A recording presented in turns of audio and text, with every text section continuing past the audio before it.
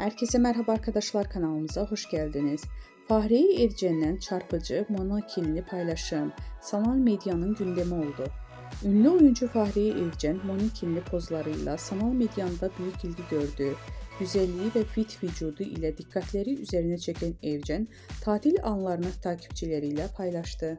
Ünlü oyuncu Fahriye Evcen ve Burak Özçivit ile mutlu evliliğini sanal medya paylaşımlarıyla sıkça gündeme geliyor.